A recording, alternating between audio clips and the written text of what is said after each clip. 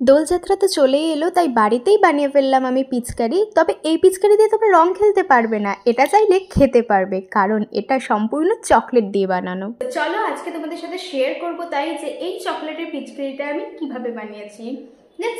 এই চকলেটটা আমি প্রথম বানিয়েছিলাম 2022-এ, যখন আমি বেকিং শুরু করি সবে। তখন তো আর ভিডিও করতাম না, এখন যখন ভিডিও করি ভাবলাম আরেকবার বানাই, তোমাদের সাথে শেয়ার করি কিভাবে বানিয়েছিলাম। তো চকলেটটা মেল্ট করতে দিয়ে দিয়েছি, আর এখানে শিটটা নিয়ে নিয়েছি, যেগুলোকে OHP শিট বলা হয়। চকলেট বানানোর জন্য এগুলো ব্যবহার করা হয়। তো এইটাকে আমি প্রথমে শেপ ওয়াইজ সেলোটেপ দিয়ে জুড়ে নেব, কারণ পিচকারির বডিটা করার মতন কোনো মোল্ড আমার কাছে নেই। তো আমি প্রথম যখন বানিয়েছিলাম এভাবেই আইডিয়া করে বানিয়েছিলাম, তো সেটাই এবারও করছি। এটাকে একটা মোল্ড আকার দিয়ে দিচ্ছি, যতটা সাইজ করে আমি আর কি চকলেটটা বানাতে চাই।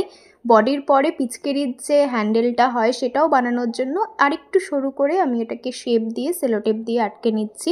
এবং এটার মধ্যেই যেহেতু চকলেটটা রেডি হবে, তাই নিচেও একটা OHP শিট রেখে সেটাকে ফেবিকুইকের সাহায্যে অ্যাটাচ করে দিয়েছি, যাতে চকলেটটা যখন আমি ঢালবো নিচ থেকে যেন গড়িয়ে পড়ে না যায়। একটা সাপোর্ট তো লাগবেই। তো চকলেটটাও মেল্ট হয়ে চলে এসেছে। এখানে 2M এর হোয়াইট চকলেট ব্যবহার করছি।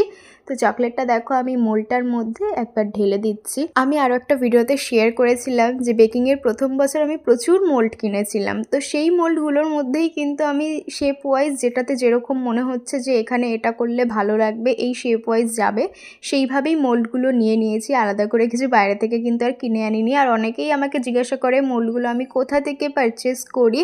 তো আমি কিন্তু লোকাল যে বেকিং মেটেরিয়াল শপ আছে আমাদের এখানে, সেখান থেকেই কিনি, বা কিছু মোল্ড যখন পছন্দ হয় সেগুলো অনলাইন লাইক অ্যামাজন এইসব সাইট থেকে নিই। তো এখানে দেখো আমাদের বাকি যে জিনিসপত্র লাগবে সেগুলোও বানানো হয়ে গেছে। আর যে মোল্ডগুলো আমি বানিয়েছিলাম সেটা থেকেও কিন্তু ডিমোল্ড করে নিচ্ছি।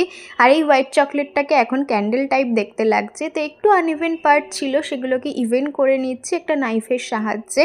আর এটার মধ্যে চাইলে কিন্তু এখন একটা ক্যান্ডেলও বানানো যায়, তাই না?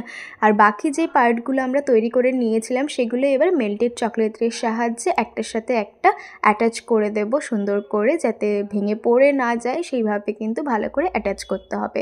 আর অ্যাটাচ করার পরে অবশ্যই ফ্রিজারে কিন্তু চকলেটটাকে সেট হতে দিতে হবে। আর একটুখানি ডিজাইনটাকে এনহ্যান্স করার জন্য এখানে আমি ব্ল্যাক রিবন নিয়েছি, যেটাকে মেল্টেড চকলেটের সাহায্যেই কিন্তু পিচকারির গায়ে আটকে দিয়েছি। তো দেখো আমাদের পিচকারি কিন্তু একদম রেডি হয়ে গিয়েছে, যেটা কিনা ফুললি মেড অফ চকলেট। বাচ্চাদের তো খুব পছন্দ হবে, সবাই চাইলে পিচকারি খেতেও পারে। সকলকে দোলযাত্রার অগ্রিম শুভেচ্ছা। রাধে রাধে। আজকের মতো টাটা।